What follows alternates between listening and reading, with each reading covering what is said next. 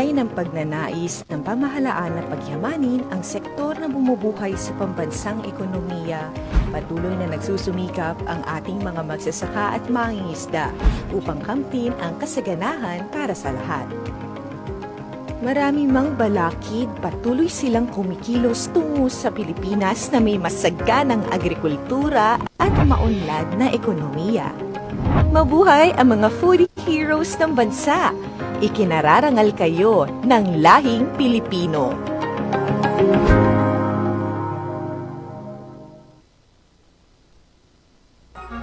Labas nga impormasyon sa agrikultura, mga simpleng tips para sa mga mag-uuma, yaman sa kaumahan, kikita ka na, aasenso ka pa. Sa programang AgriSenso, kauban si Inday Bajang o Clara Tita. Kini nga programa hatod kaninyo sa King's VitaPlus Animal Feed Supplement, Panamox Antibiotic Caplet ug Panamox Forte ug sa Intenso Premium, Intenso Power Stag ug Intenso Plus. Hello, magandang araw po sa ating lahat, Luzon, Visayas at Mindanao, at welcome na naman po sa ating panibagong episode sa programang AgriSenso. Sa Agrikultura, aasenso kasama po ang inyong lingkod, si Clara Tita. At kayo po ay nakikinig sa ating mga Kings Radio stations all over Visayas at Mindanao. Dinig na dinig po tayo dyan sa may 90.7 Kings Radio, Lambunaw, Iloilo. Woo!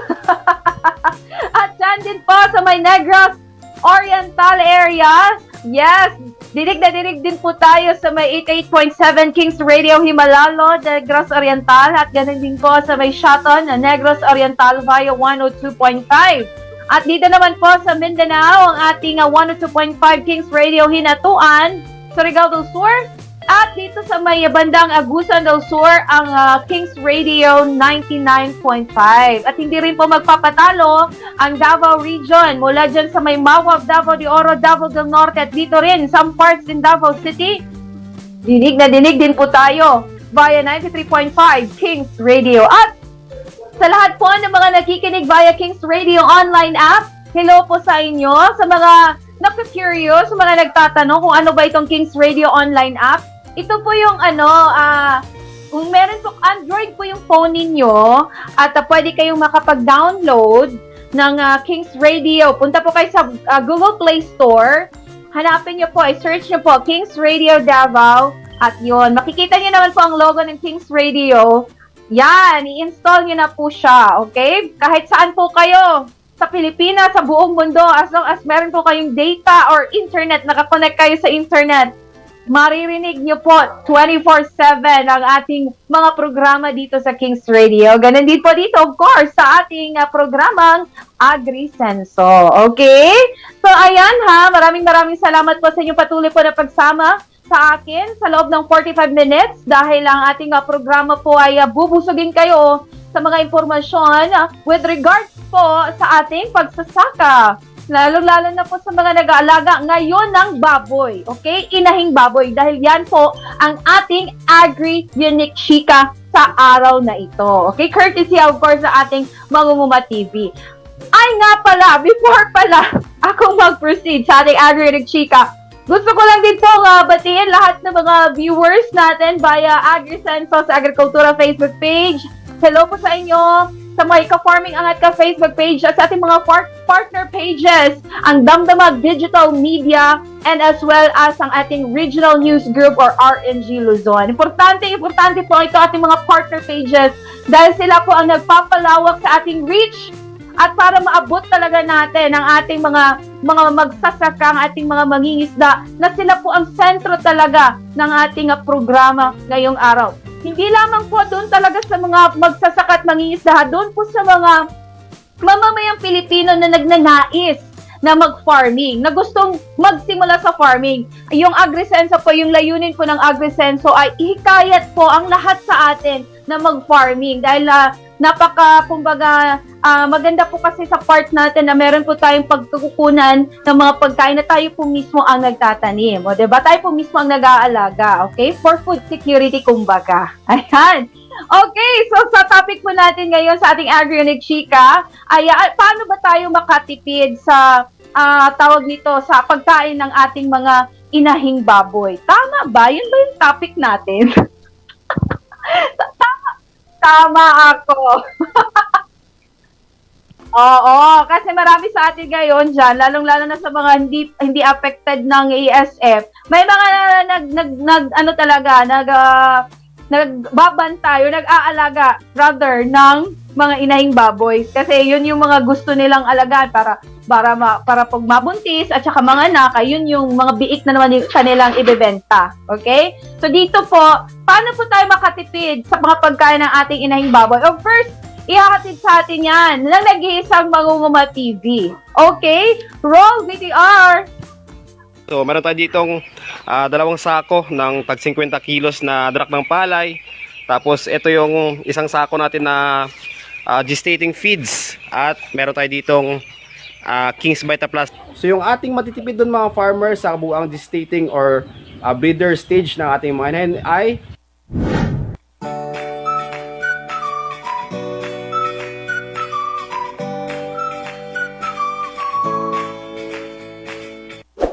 magandang araw mga farmer at welcome na naman sa ating panibawang video. So sa araw na ito ay mag-mix tayo ng feeds para doon sa ating mga buntis na mga inahin. At syempre papakita ko sa inyo kung paano tayo pwede makatipid ng halos 2,000 hanggang 3,000 pesos sa kanilang pagkain sa kabuuang gestating or breeding stage ng ating mga inahin. So kung interesado po kayo sa video ito, panoorin nyo po hanggang dulo. At syempre sa mga bago pa lang dito sa aking channel, huwag kalimutan mag-subscribe at syempre pakisama na rin yung notification bell para lagi po kayo updated sa mga gagawin para mga videos, mga tips at tutorials, iba pang mga farming ideas kung saan ay pwede yung pagkakitaan.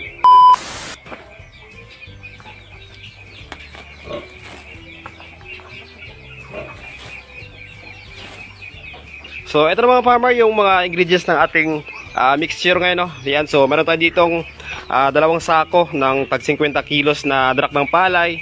Tapos, ito yung isang sako natin na gestating feeds. At meron tayo ditong King's Vita Plus, yung secret ingredients natin mga farmer na ihalo natin dito sa ating mixture ngayon. So, bali yung ratio natin ngayon mga farmer ay nasa 2:1 ano. So, dalawang sako ng darak ng palay plus isang sako ng gestating feed. So ganun po yung ginagawa ko dito para makatipid ako sa pagkain ng aking mga inahin. At sobrang napaka-effective naman ng mga farmer.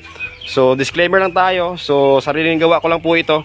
So nakadepende po sa inyo kung susundin natin. At ito rin po kasi yung naging effective sa akin kaya ito na yung pinapatuloy ko. So tip ko lang sa inyo mga farmer kapag gumagamit tayo ng darak ng palay, so siguruhin na natin na hindi ito old stock, no?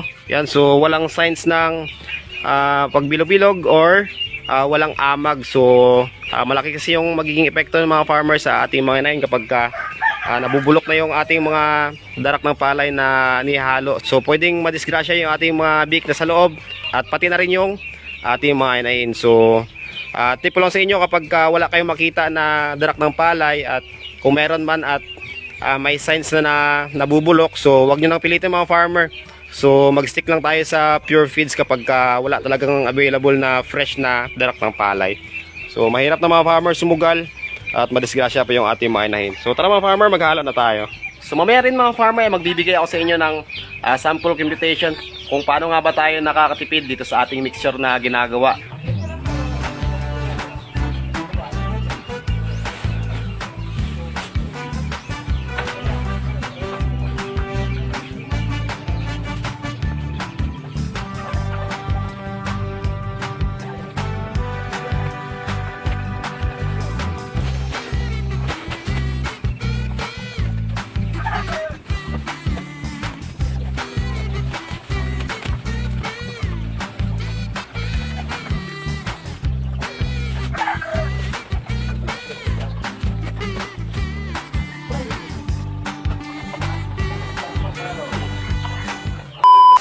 So mas maganda mga farmer kapag nag-mix tayo ng mga feeds, no, para sa ating mga alaga ay yung madamihan agad para maliban sa hindi tayo mapapagod ay tipid pa tayo sa oras sa pag-mix ng ating pagkain.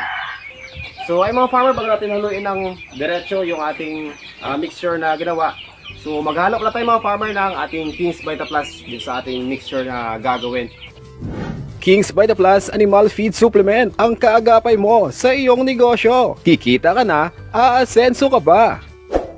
So dahil sa naghalo tayo mga farmer ng darak dito at halos karamihan sa gagawin natin mixture na ito ay puro darak.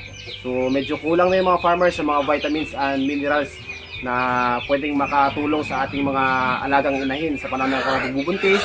So ngayon mga farmer ay itong King's Vita Plus yung magpupuno nun kasi nga kompleto ito sa multivitamins plus minerals, amino acid, electrolytes at marami pang mga essential na mga elements at probiotics na usan ay talaga makatulong para maging productive yung ating mga inahin sa panahon ng kanilang pagbubuntis. So yung dosage nito mga farmer ay isang kutsara, ihalo natin sa 3 kilong feeds or isang kutsara, ihalo natin sa 1 galong tubig at pwede rin ito mga farmer sa isang sako ay pwedeng ito. So kasyang-kasya na po yung isang paketeng ito sa isang sako. So dito mga farmer meron tayo ditong sa kabuuan na 3 sako. So 3 pakete rin yung ihalo natin. Ayan. So sa mga nagtatanong kung saan mabibili ito, so pwede kayong bumili mga farmers sa mga malapit na agri-vet supply sa inyong lugar o di kaya ay sa mga online stores kaya ng Shopee or Lazada. So pwede kayong order ng mga farmer through online. So tara mga farmer, ihalo na natin.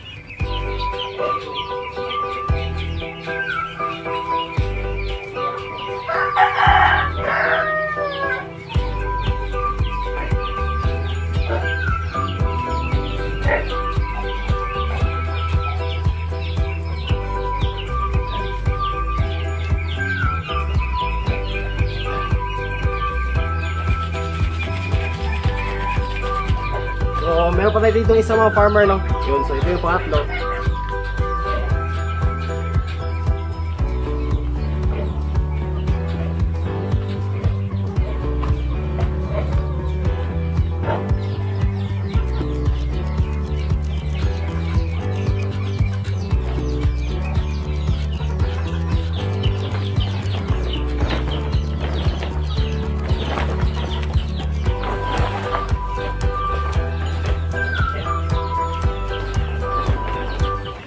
So ngayon mga farmer, ito na po yung ating ginawang mixture, no, na inalo natin ng King's Vita Plus. Ayan. So ang total nito mga farmer ay meron na tayo ditong 150 kilos ng mixed feeds para sa ating mga inahin. So kung i-divide natin mga farmer, kasi nga 2.5 kilos po yung binibigay ko ngayon sa bawat inahin namin. So ang 150 kilos na ito mga farmer ay tatakbo na po ito ng 2 months ng isang inahin. Ayan, so at mamaya ngayon mga farmer ay bibigay ako sa inyo ng computation kung magkano yung pwede nating matipid dito sa ating ginawang mixture na ito. So tara mga farmers, sako natin.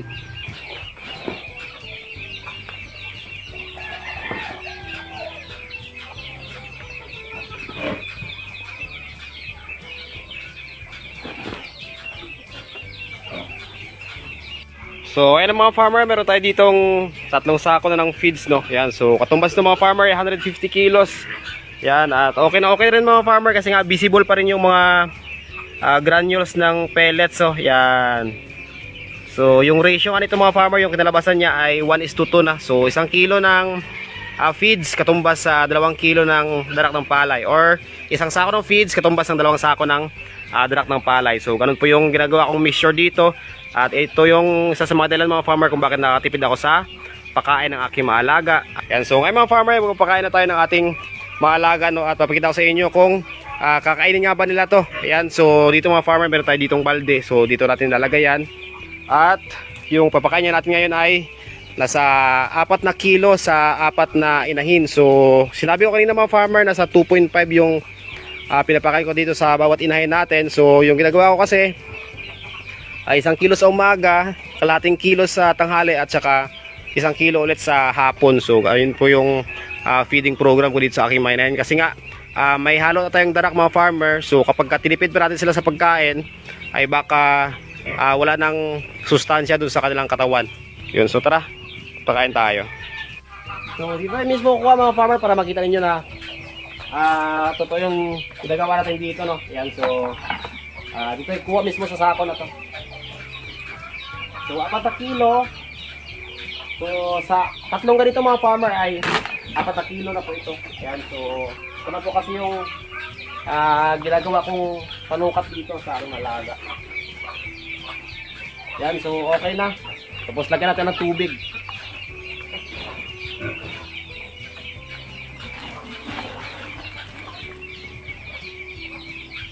Yan, so kaya na muna lang dyan mga farmer, mga 10 minutes para malusaw yung feeds, no? Para maghalo silang lahat. Yan, so sa dami nga pala ng pagkain mga farmer ng ating mga inahin ay nakadepende po yan sa kanilang stage din, no? So sa unang linggo after na makasan sila, so dapat ay nasa 0.5 to 1 kilo lamang yung ating binibigay sa kanilang pagkain. Pagkatapos po niyan mga farmer, after 1 week ay dyan na po natin i-adjust yung ating pagkain. So kapag payat yung ating mga inahin, so kailangan na dagdagan natin yung pagkain natin sa kanila. So pwede tayong magpakain ng 2 kilos hanggang 3 kilos, depende sa kanilang katawan. At kapag tumaba naman sila mga farmer ay babawasan natin at maintain lang tayo sa 2 kilos. So yung ginagawa ko dito, okay naman yung kanilang katawan mga farmer. So nag-maintain ako dito ng 2 kilos hanggang 2.5 kilos lamang yung aking pinapakain sa kanila. So ganun po yung feeding program ko dito. So ngayon mga farmer, hayaan na muna natin dito na malusaw ito at bibigyan na natin sa ating mga alaga.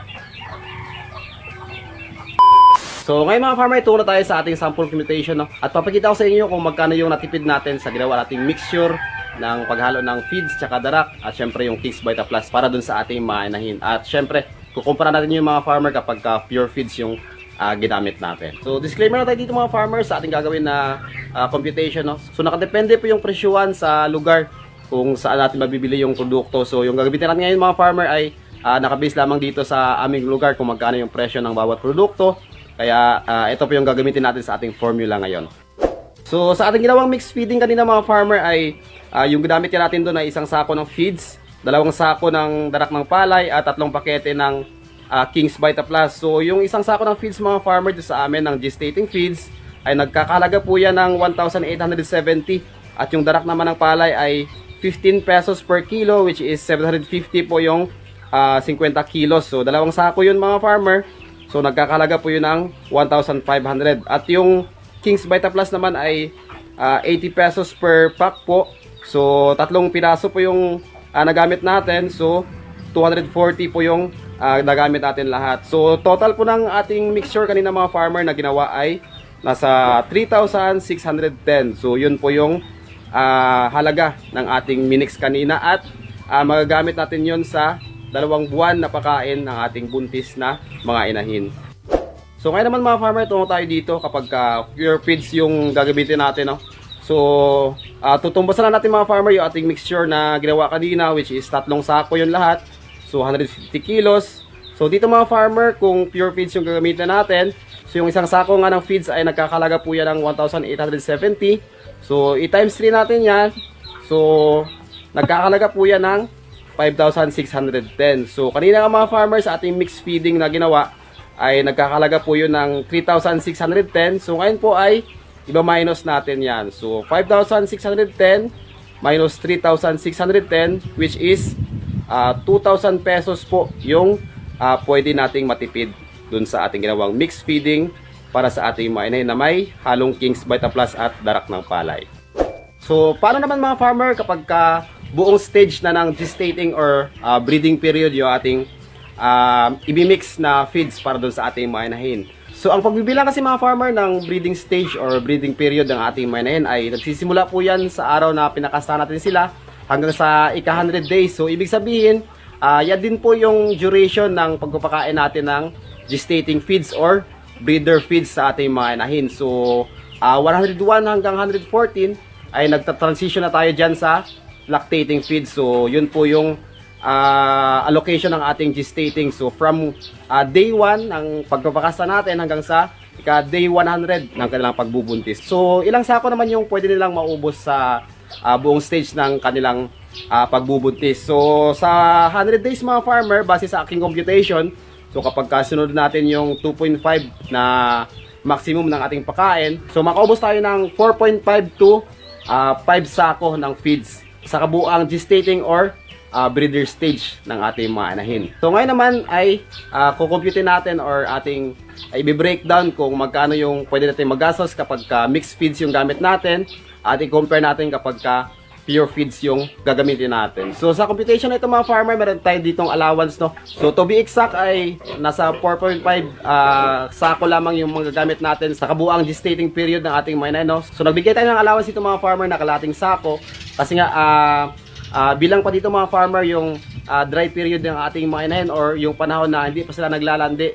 So baka may mag-question na naman sa atin na hindi naman daw kabilang yung panahon na hindi pa naglalandi yung ating mga inahin. So dito mga farmer, nagbigay na tayo ng allowance para safe yung ating computation. So tara, pakita ko sa inyo mga farmer kung magkano yung pwede natin matipid.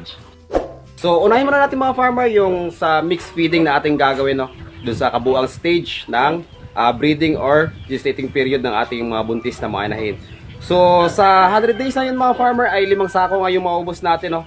So yung ginagawa ko dyan ay naghalo ako dyan ng 2 sako ng pure feeds at hinaluan ko ng 3 sako ng darak ng palay. At dahil sa 5 sako yung nagagamit natin na feeds lahat mga farmer, ay maglalagay rin tayo ng 5 pakete rin ng King's Vita Plus na animal feed supplement. So dito mga farmer, sa 2 sako ng feeds na yon, i-times natin yun sa 1,870. So nagkakalaga po yan ng 3,740 plus yung 3 sako ng darak ng palay na nagkakalaga ng 750. I-times 3 po natin yan dahil sa 3 sako yung gagamitin natin. Ay yung total po niyan ay 2,250 pesos. At yung 5 King's Vita Plus naman mga farmer ay 400 pesos po yun sa tag 80 pesos per pack. So ang total ng mga farmer ay 6,390.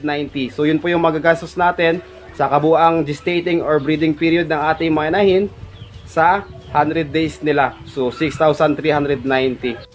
So ngayon naman mga farmer ay kukompute naman natin kapag pure feeds yung ginamit natin, no, sa 100 days or sa kabuang gestating or breeding period ng ating mga inahin. So dito mga farmer, so 5 sako yung ating gagamitin. I-times mo natin yan sa 1,870. So yung total po niyan ay 9,350. So i-minus natin mga farmer yung halaga ng ating mixed feeds na ginawa para makita natin kung magkano yung ating matipid. Yan, so 9,350 kapag pure feeds yung ginamit natin. So ibawas natin yung mixed feeds na halaga na ating ginawa kanina. So 6,390 po yun. So yung ating matitipid doon mga farmer sa kabuang gestating or breeder stage ng ating mga inahin ay 2,960.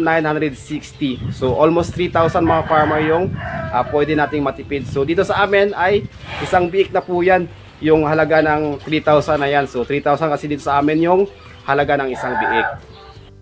So ay mga farmer, nakita naman po ninyo kung magkano yung pwede nating matipid kapag ginamitan natin ng mixed feeding yung ating mga inahin, no? Pero syempre, di pa rin tayo mangamba kahit na puro darak or halos darak yung ating pinapakain sa kanila kasi nga naghalo tayo ng animal feed supplement which is yung King's Vita Plus nga. So napaka-kompleto yan mga farmer sa vitamina, lahat ng kailangan ng ating mga inahin. So lalong-lalo na yung calcium para dun sa kanilang mga buto, no? So para mapatibay yung kanilang mga buto, maging maayos yung kanilang katawan at syempre maging mas productive sila sa panahon ng kanilang pagbubuntis. So ganun po siya kaganda gamitin. So maganda na yung kondisyon nila at nakatipid pa tayo sa kanilang pagkain. So ngayon mga farmer, okay na to.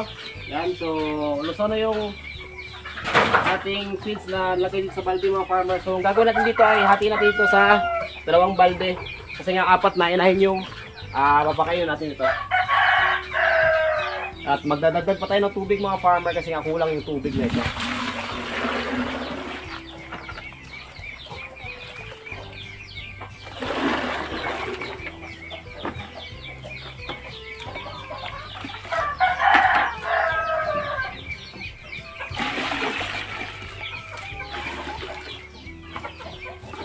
Yan, so okay na po yan. So tara mga farmer, bigyan natin ito para makita nyo kung magugustuhan niya ba ito ng ating mga inahin.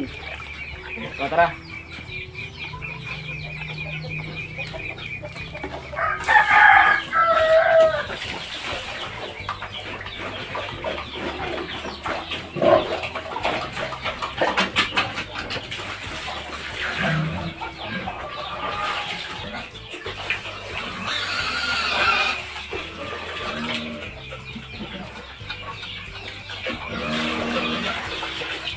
So ay mga farmer, gustong-gusto ni White Mama yung ating ginawang mixture. Yan, so ubos agad. So malaki na rin yung kanyang tiyan mga farmer. Yan, so sobra 2 months yan mga farmer na buntis si White Mama. So dito rin sa kabila mga farmer, ito yung si Black Mama natin, no. Yan, so ubos rin yung kanyang pakain mga farmer. So talagang gustong-gusto nila yung ginawa natin na mixture ng feeds sa kanila. Ito rin mga farmer, si Blacky, no? Yan, so talagang takam na takam siya mga farmer sa kanyang pagkain, no? Kahit na karamihan ay darak, pero okay na okay pa rin. So itong mga itim natin ng mga farmer ay mga native ito, native na baboy, pero kita nyo naman malalaki at okay na okay yung katawan. So yung kanyang tiyan din, medyo nalalaglag na rin. Yan, lumalaki na. Yan, so sabay sila mga farmer ni White Mama na kinastan yan. So sobra 2 months na yan mga farmer na nakasan. Tapos ito rin isa mga farmer, yung pinakauna natin na inahin na nakastahan. Yun, so gustong gusto rin niya mga farmer yung ating ginawang mixture. Yun, so malaki na rin yung kanyang tiyan mga farmer. So May 9 at saka May 10 yung kanilang panganak nito. Yan. So meron din nagtanong sa ating mga farmer kung hanggang kailan pwede gamitan ng darak yung ating mga inahin, no? So pwede ba daw ito gamitin sa mga nanganak na mga inahin, no? So to tell you frankly mga farmer, lahat ng stages dito ng aming mga inahin, mapabuntis man yan, dry period, or nanganak na sila or nagpapadede na. So ginagamitan ko talaga mga farmer ng darak ng palay. So yan po kasi yung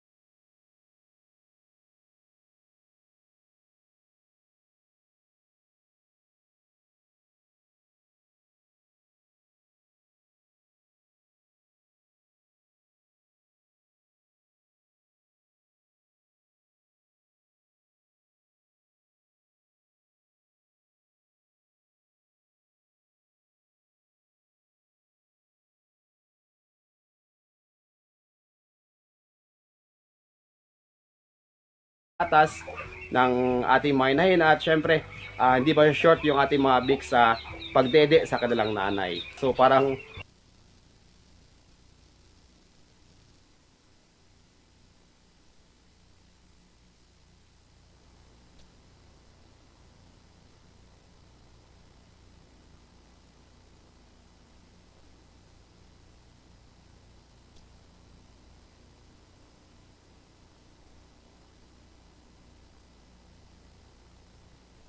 sa pag-alaga ng ininahin. So tulad ng sinasabi sa inyo mga farmer, so nakadepende po sa inyo kung susundin natin yung ating ginawang computation or mixture ng feeds na ating ginawa kanina. So kapag meron naman kayong mga existing na mga feeding program or feeding guide para sa inyong mga inahin at talagang napaka-effective naman at nakatipid naman tayo at wala naman tayong problema dun sa pagkain nila at talagang kumikita naman tayo, so sundin na lang natin yung mga farmer. Yan, so baka magkaroon pa kasi tayo ng problema kapag binago pa natin. So yung sa atin lang dito, nagbibigay lang tayo ng mga tips kung paano tayo pwedeng makatipid pa dun sa pagkain nila. Ayan, so maraming salamat ulit sa inyo mga farmers sa walang sawang suporta na binibigay sa aking channel. Yan, at humingi ako sa inyo ng pasensya kung di ko kayo na-replyan sa lahat ng inyong mga comment at di tayo nakapag-vlog ng medyo matagal, no? So ayun, ngayon lang tayo medyo gumaling-galing kasi nga galing tayo sa matinding trangkaso. Ayun, so kailangan natin ipahinga para mabilis yung recovery natin at sana ay magtuloy-tuloy ng mga farmer para tuloy-tuloy din yung pagbibigay natin ng mga tips and tutorials tungkol sa pag-alaga ng inahin. So ayun mga farmer, maraming salamat ulit sa inyong panonood at sa lahat ng sumusuporta. Yan, mabuhay po kayong lahat. At syempre bago tayo magtapos ay shoutout mo tayo sa ating mga solid subscribers, solid supporters na laging nag-aabang, at sa lahat po ng OFW na laging nag-aabang at tumatangkilik sa ating mga videos, at syempre na-inspire sila sa ating mga ginagawa rito at gustong-gusto nila na gayahin yung ating pagpa-farming na ginagawa. Ayan, so mabuhay po kayong lahat at mag-iingat po kayo dyan parate. Ayan, so shoutout tayo kay Sir Efren Biato, karoon din kay Ma'am Emmy Canaan, kay Sir Rodrigo Esplana, kay Sir Saldi Mamon, kay Ma'am Jennifer Bacanay at sa kanilang Bacanay's Mini Farm. Yan, so sobrang nakapala din itong si Ma'am, no, kasi nga dati ay nagko-comment lang sa atin, nagme-message tungkol sa mga gagawin niya sa kanyang mga inahin at mga baboy, at nabanggit niya rin sa ating mga farmer na na-inspire din siya sa mga ginagawa natin dito at gusto niya rin na simulan yung pag-vlog. Yun, so ngayon po ay nagsisimula na siyang mag-upload ng kanyang mga videos sa FB Reels. sa kanyang FB page. So, bisitahin nyo rin mga farmer yung kanyang Facebook page. Yan, so Jennifer Bacanay. At marami kayong makukuha mga farmer ng mga tips and tutorials tungkol sa kung paano natin mapaganda yung ating mga buhay-buhay, tungkol sa pagmamanage ng ating mga assets, mga pera. Yan, so sobrang na-proud. Yan, so mabuhay po kayo. Maraming salamat sa iyong suporta, ma'am. Ganoon din kay Sir Rainin Anoche, no? So nagpadala sa atin ng Gcash nung nakaraan. Yan, so mabuhay po kayo, sir. Shoutout po sa inyo. Ganoon din kay Mr. Roy Lasaka, kay Ma'am Luisa K. Bacani, kay Ma'am Josephine Namok, ganoon kay Sir Choi Tumabiao. Shoutout po sa inyo. To watching from Israel. Yan, so mag-ingat po kayo dyan parate. Kay Sir Melvin Agonia at kay Sir Glenn Kisa ng Dipawa, Canada. Ganoon din kay Sir Macdo Allen, kay Jun Gallardo and family, kay Sir Marjon Calope and family also. Yan, so shoutout po sa inyo. Pabisita rin ang mga farmer, pasubscribe sa mga YouTube channel nila Lynn Promdi, Calbucob Garcia, Pats TV Vlog, Bermajos Farm, kay Madiscarting Situring, ganoon din kay Ma'am Souls Gandang Buhay at kay Tinigban Farm TV. So ay mga farmer, maraming salamat sa inyong panonood at sa mga gusto kong pa-shoutout ay comment lang kayo sa ating comment section para may shoutout kayo sa ating mga next vlog. At sa mga hindi pa po nakapag-subscribe ay pa-subscribe na din po para lagi po kayo updated sa mga gagawin pa rin mga videos, mga tips and tutorials, mga farming ideas kung saan pwede yung pagkakitaan. So sa muli mga farmer, happy farming! Maraming salamat Mangunguha TV sa iyong mga tips and tutorials at lalong-lalo na sa topic mo ngayon na of course sa paano ba makatipid sa mga pagkain ng ating mga inahing baboy. So kahit nakatipid tayo, ay siguraduhin natin na puno sa sustansya ang ating pinapakain sa ating mga alagang baboy. Samahan nyo pa of course ng ating King's Vita Plus Animal Feed Supplement. At mula po sa ating Agri Unique Chika, punta naman tayo sa ating Agri Balita na ihahatid sa atin ni Inday Badyang. At ito po ay siniguro po ng BFAR na kumbaga yung epekto ng El Nino ay hindi masyadong maapektuhan ng ating mga mapifeel ng ating mga fish farmers. Ano kaya yung mga paghahanda na ginawa ng ating taga BFAR? So ayan, roll VTR Inday Badyang. How are you all everyone? Magandang araw po sa ating lahat, Luzon, Visayas, and Mindanao. O diba? Saan man po kayo nanonood, either gabi, umaga, tanghali, anumang oras, maraming salamat po. Also, syempre, diba, maraming thank you. It's because sinasamahan niyo po kami kada hapon sa ating programa. And syempre, we'll look for one na you got something on it, o syempre, at least man lang may positivity news kayong nababasa or naririnig in a while. Ayan, ito po si Inday Badyang, of course, Agri Balita sa Agri Senso with Clara Tita. So baka nagtataka kayo ba't hindi kami nagkakasama ni Clara sa isang screen. Ayan, ako po'y nasa Paris, si Clara ay nasa China. Charot. Pero anyway, hindi lang talaga magtagpo ang aming mga puso. Ayan. Anyway, dito po tayo sa ating Agri Balita sa ngayon. Syempre pa, ayan. This is with regards sa tawag nito, El Nino na at we will gonna experience few months from now. Actually, hindi pa talaga siya, though may sinabi na yung pronouncement na yung Pag-asa the other day na parang pakonti-konti na nating nararamdaman, and with that one, maraming mga side effects or mga not so good na epekto siya sa atin. Ayan, diba? So ano kaya yon which it will affect? Pinakaunang maapektuhan nun, aside sa mga farmers natin, is ang ating mga fishermen. Ayan. So sa ating agri-balita, epekto ng El Nino phenomenon pinaghahandaan na po ngayon ng BFAR o ng Bureau of Fisheries and Aquatic Resources. So makinig ha, naghahanda na ang Bureau of Fisheries and Aquatic Resources or BFAR sa hamon na idudulot ng El Nino sa sektor ng pangisdaan.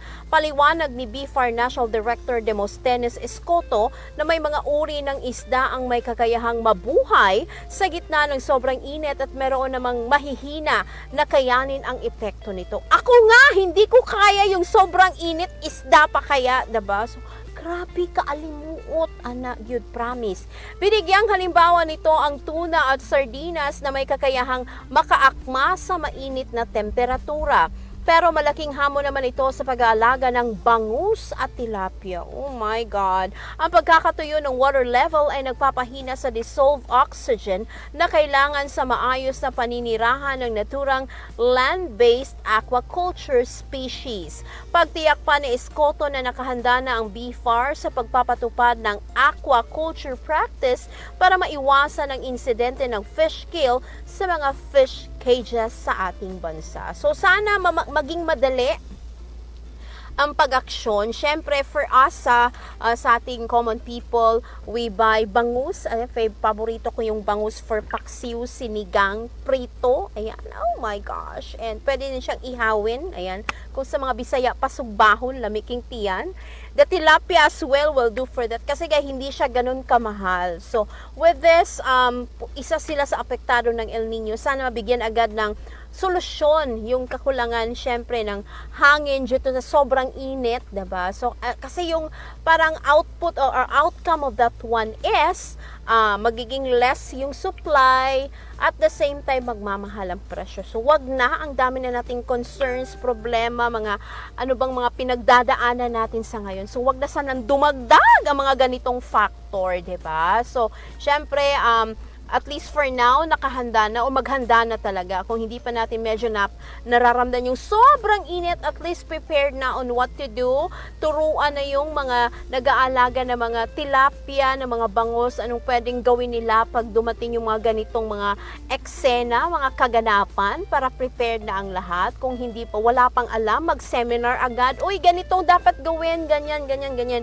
And syempre, the government will always be there to help out. Hindi lang naman sa fishery sector, also to the other sectors, sa mga farmers natin, sa patubig, diba? As we all know, water will be limited. Ika na babasar, naririnig na nga natin sa balita, diba, na limitado na yung tubig ng ibang dams because sa sobrang init, and also we have to conserve water. Ayan.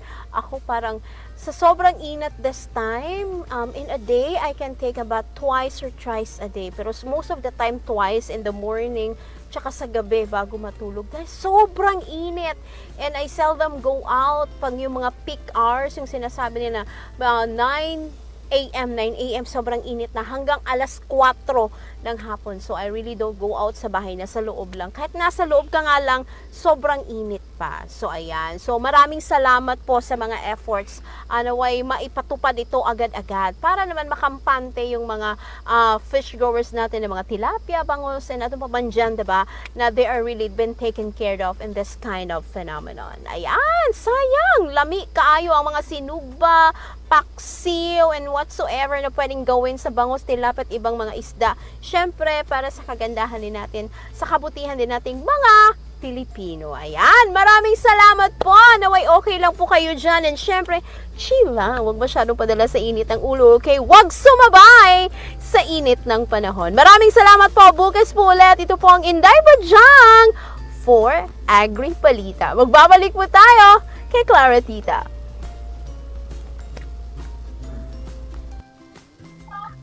Ayan, at tayo po ay naglanog-lanog sa labas ng Doña Vicenta sa mga oras na ito.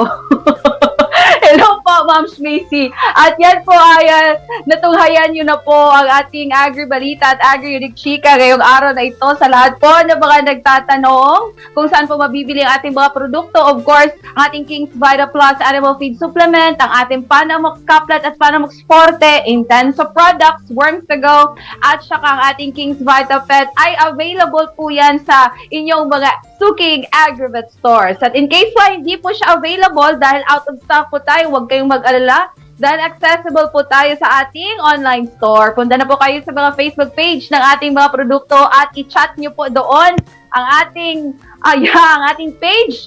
At I'm sure may magre-reply po agad para sa inyong mga orders. Of course, ang ating orders, COD po tayo via LBC at saka pwede rin cash on pick up via LBC. Sa lahat din naman po naghahanap ng ating Shopee account, yes, available din po tayo sa Shopee. Punta po kayo sa KBM Agrivet Store, Agrivet Lines pala. KBM Agrivet Lines. KBM Agrivet Lines, yan po ang ating Shopee store, official store sa Shopee. Okay, hanapin niyo po yung KBM Agrivet Lines.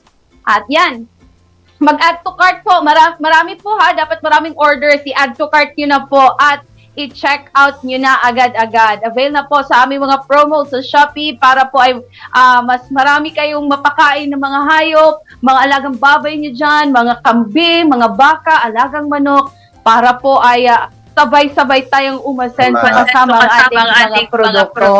Okay? Ayan, maraming salamat po sa inyong pagsama sa akin ngayong araw na ito. At before that, gusto ko lamang batiin ng happy birthday ang nag-iisang pulso por punto anchor natin na si James Galay. Kahapon, birthday ni Sir June Bersamin, ng ating issue sa Masa anchor. June Bersamin. Ngayon naman ay ang ating birthday celebrant, ang ating pulso por punto anchor na si James Galay. So happy birthday sa inyo. Totoo talaga no, pag na mga May celebrants, mga ano yan sila, mga paano ba? Wag na lang i-describe. Ayan, maraming salamat po. Susunod na po ang ating programang King's Afternoon Delight. Kasama po si Queen CJ. Okay, samahan niyo po si Queen CJ sa ating programang King's Afternoon Delight at King's Hataw na Afternoon the Kings mamaya. At of course, ito po ang inyong lingkod, si Clara Tita. Bukas po ulit ha. Samahan niyo po ako sa nag-iisang programa po para sa ating mga magsasaka sa agrikultura. Wala nang iba pa ang Agrisenso sa agrikultura. Aasenso ka. God bless everyone and God is good all the time. Labas nga impormasyon sa agrikultura, mga simpleng tips para sa mga mag-uuma, yaman sa kaumahan, kikita ka na, aasenso ka pa. Sa programang Agrisenso, kauban si Inday Bajang o Clara Tita. Kini nga programa hatod kaninyo sa King's Vitaplus Animal Feed Supplement, Panamox Antibiotic Caplet o Panamox Forte o sa Intenso Premium, Intenso Power Stag o Intenso Plus.